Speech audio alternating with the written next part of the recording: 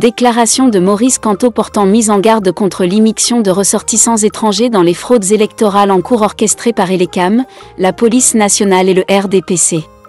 Voici ce qu'a déclaré le professeur Maurice Kamto sur les fraudes électorales en cours de préparation.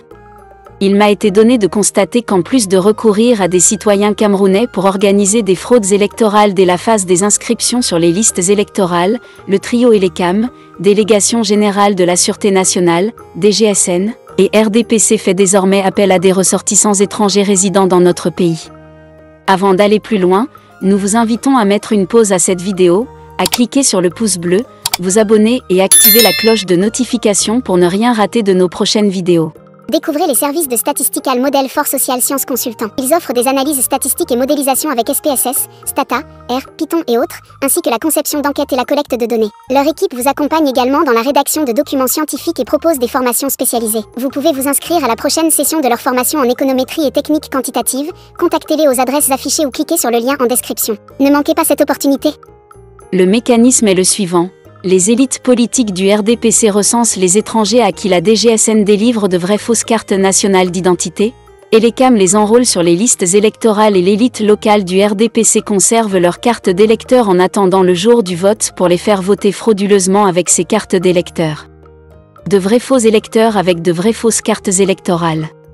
Que des Africains qui bénéficient de l'hospitalité fraternelle des Camerounais acceptent de jouer à ce jeu criminel au moment où notre peuple se mobilise dans une adversité féroce pour se donner un avenir à travers l'élection présidentielle à venir est cruel.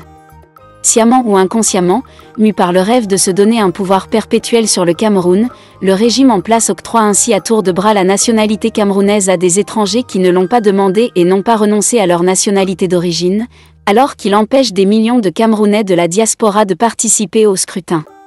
Des Camerounais sont à pied d'œuvre dans diverses localités, dans diverses régions du pays, en particulier dans certaines localités clairement identifiées, pour traquer les étrangers et les élites politiques RDPC au cœur de ces fraudes électorales sauvages et intolérables. Il est aisé de comprendre pourquoi la coalition Elecam, tribunal de grande instance du Mundi, Conseil constitutionnel, Cour d'appel du centre et RDPC met tout en œuvre pour tenter d'empêcher l'application de l'article 80 du Code électoral qui prescrit la publication de la liste électorale nationale au plus tard le 30 décembre de chaque année. J'invite les représentations diplomatiques et consulaires des pays voisins du Cameroun à dissuader leurs ressortissants de prendre le risque de s'immixer dans le processus électoral du Cameroun, leur pays d'accueil. Les résidents étrangers qui participent à ces fraudes électorales du régime RDPC doivent être pleinement conscients qu'ils s'exposent aux rigueurs de la loi et aux conséquences de toutes sortes que de tels crimes pourraient entraîner. Les Camerounais sont très hospitaliers mais n'apprécieraient certainement pas que des Africains qu'ils accueillent en toute fraternité faussent les élections, en particulier en cette année 2025 où se joue l'avenir de leur pays. Ils entendent être les seuls à choisir leurs dirigeants dans le strict respect des lois de la République, en particulier du Code électoral. Fait à Yaoundé le 27 février 2025. Maurice Kamto, président national du MRC, candidat du MRC et de l'APC au scrutin présidentiel à venir.